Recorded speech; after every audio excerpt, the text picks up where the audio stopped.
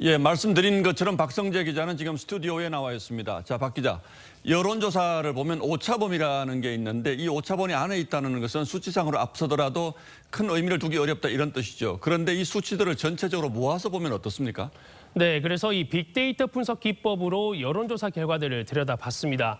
이 설 연휴 이후 나온 12개 여론조사의 후보별 지지율을 이 그래프상에 점으로 이 표시를 했습니다. 예. 여론조사마다 편차가 크다 보니 이 두 후보 모두 이렇게 위아래로 길쭉하게 군이 형성됐습니다. 자, 겹치는 부분들이 있긴 합니다만 대체적으로 보면 윤석열 후보의 점이 이재명 후보 점보다는 좀 위에 있다 이렇게 봐야 되겠네요. 그렇습니다. 이 여론조사 방식에 따라서 차이가 좀 있는데 이 자동응답 방식만 먼저 보겠습니다. 이 윤 후보가 이 후보를 오차 범위 밖에서 앞서는 결과들이 꽤 보이죠. 예. 이 반대로 전화 면접 방식만 보면 양상이 좀 달라집니다. 이 경우는 이 윤 후보의 점들과 이 후보의 점들이 이렇게 많이 좀 붙어 있습니다. 자, 그러니까 자동응답 방식과 전화 면접 조사의 차이가 좀 있다는 건데 이 차이는 어디서 나는 걸까요? 네, ARS 응답자들은 적극적 의사표시층인데 이 여론조사 전문가들의 이야기를 들어보면 ARS 방식이 전화 면접 방식에 비해 가감 없이 의견을 표현하는 경우가 많다고 합니다. 예. 이 둘 중 어느 방식이 더 정확하다고 단정할 수는 없지만 이 어떤 방식이든 이 동일 여론조사의 추세, 그러니까 이게 오름세냐 내림세냐 그 자체에는 의미 부여가 가능합니다. 자, 개별적인 조사 결과보다는 이 추세는 좀 참고할 만하다 이런 뜻인 것 같은데 자, 이번에는 앞으로 남은 변수들을 점검해 보죠. 박성재 기자도 역시 제일 큰 변수는 단일화라고 생각합니까? 그렇습니다. 이 TV조선 자체 조사에서 보면 누구로 단일화를 하든 단일화는 야권 후보의 필승으로 나옵니다. 다만 여론조사를 통한 단일화 방식은 역선택 논란까지 있어 룰을 정하기가 쉽지는 않습니다. 예. 그래서 윤석열 후보도 언급한 대로 이 두 후보끼리 단판 짓는 방식이 현실적으로 꼽힙니다.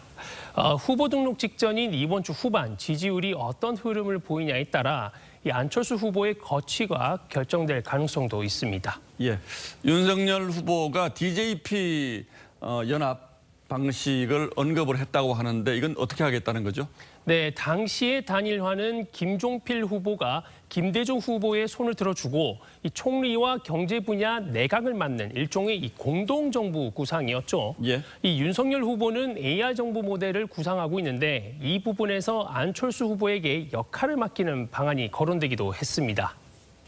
자, 그리고 두 번째 변수, 이른바 배우자 리스크는 어떻게 봐야 할까요? 네, 김혜경 씨의 불법 의전과 법인카드 유용 논란에 대해 이 후보가 발빠르게 사과를 했습니다만 뭘 어떻게 잘못했는지에 대해서는 구체적으로 밝히지 않으면서 공방의 여지가 남아 있습니다. 민주당 우상호 총괄선대본부장은 그리 충격적 영향을 미치고 있는 것 같지는 않다 이렇게 분석했는데 직접 들어보시겠습니다. 예. 국민들께서는 부적절해 보이나 기존에 관련된 그전에 나왔던 여러 가지 사건들과 비교해 볼 때 그렇게 심각하게 보시지는 않는 것 같다.